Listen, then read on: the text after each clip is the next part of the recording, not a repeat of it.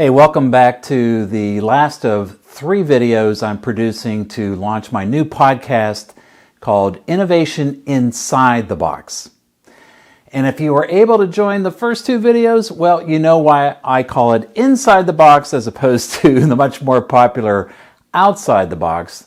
The reason is that research has shown that thinking outside the box is a complete myth. I'm Drew Boyd, and if you were able to see the first 2 videos, then welcome back. Thank you. And I also want to thank all of those that left comments on the website, the podcast website, or out on your social media sites. We appreciate the feedback. In this video, I'm going to go much deeper into what it really means now to own this idea of thinking inside the box. What does it mean to think more creatively? And if you didn't see the first 2 videos, this is your first one, no problem. I'm going to get you caught up to speed. In fact, let me do that right now. The very important and simple message of this podcast is this. Creativity is a skill. It's not a gift. It's not something you're born with. You can learn to be more creative.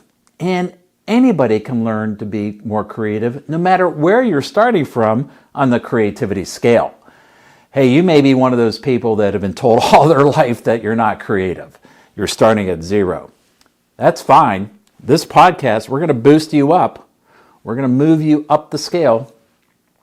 You may be one of those people who's hyper creative already, and you should also realize that this podcast and what I'm going to demonstrate for you will boost your creative output too, even higher. And you know, at the end of the day, what's true is that it makes sense to boost your creative output. It makes sense to try to improve in this area even a little bit. A small improvement will have a big impact on your daily life, on how you approach life, how you see challenges, how you make decisions. And I think that's really important. This podcast is all about systematic creativity, how to generate ideas in your brain in a different way than you're used to, that you would not have produced otherwise, and be able to do it anytime. It's a method that I'm going to demonstrate called Systematic Inventive Thinking, or SIT for short.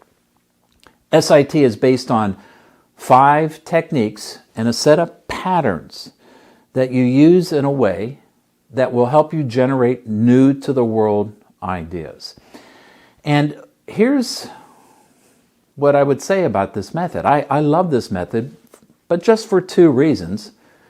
The first reason is it works. And I say that because I have tried every method out there, the old methods, the new methods, the ones coming out all the time. Everybody's got a method for generating ideas. And there's a lot of crap out there, I'm sorry to say. And sadly, I've wasted a lot of time and money piloting, experimenting with these methods. They just don't work. This is the only method I found that I believe works, that I can trust, that I can depend on. And I like that. I need something that I can always go to and get results from. The other reason I like it is that it's based on scientific research. Let me tell you a little bit about that research. It's very important you understand where this is coming from. The SIT method is based largely on the research by my good friend and co-author, Dr. Jacob Goldenberg. Jacob did a very interesting thing for his PhD research. He studied highly innovative products. We call it the voice of the product. If you could talk to the product, what would it tell you?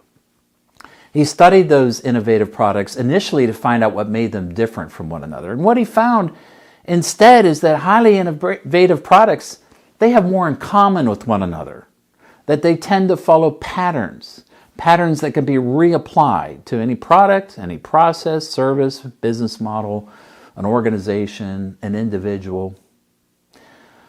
This research is groundbreaking. It was published in the 2 most prestigious journals in the world, Nature and Science. So I like that. It's like a 1-2 punch. It works. It's demonstrated in practice by years of practitioners like me, and it's backed by scientific research, valid research. Go out and find any other method that has that kind of efficacy. And that's why I teach this method. I teach it now in graduate university courses as a professor. I'm a keynote speaker about this topic, and I teach to companies all over the world. So, for example, you take a healthcare company like Johnson & Johnson. J&J uses this method to invent new-to-the-world medical products.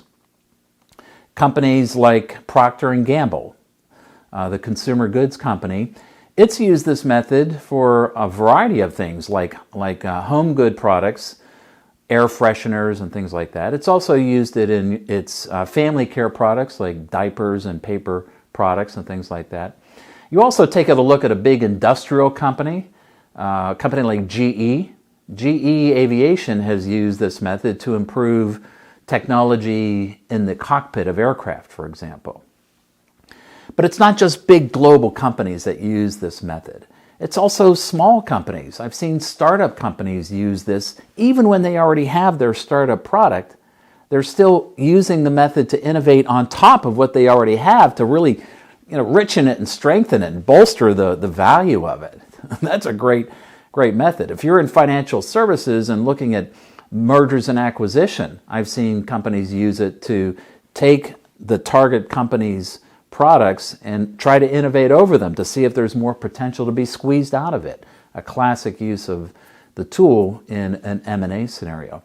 Hey, if you're in financials, if you're in services, financial services, healthcare services, education, if you're in a nonprofit, this method can help you generate ideas because that's what helps you overcome your challenges and create new opportunities.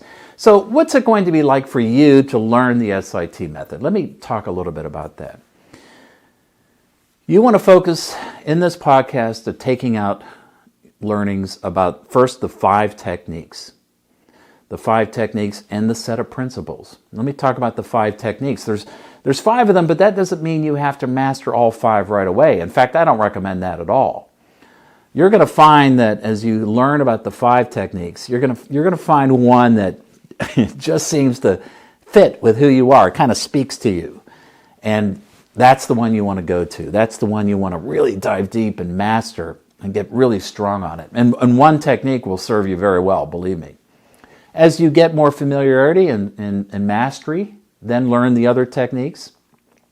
You need to learn the principles around it, the principle of the closed world, function follows form, these other principles. Most importantly in the podcast, though, I'm going to share application. How do you really apply it? That's the key. I'm going to share with you how I've applied it in practice. I'm going to share with you how I teach it. And this is really important for you. I want you to learn how I teach it so you can teach it to others too. The old saying, right? If you really want to learn something, teach it.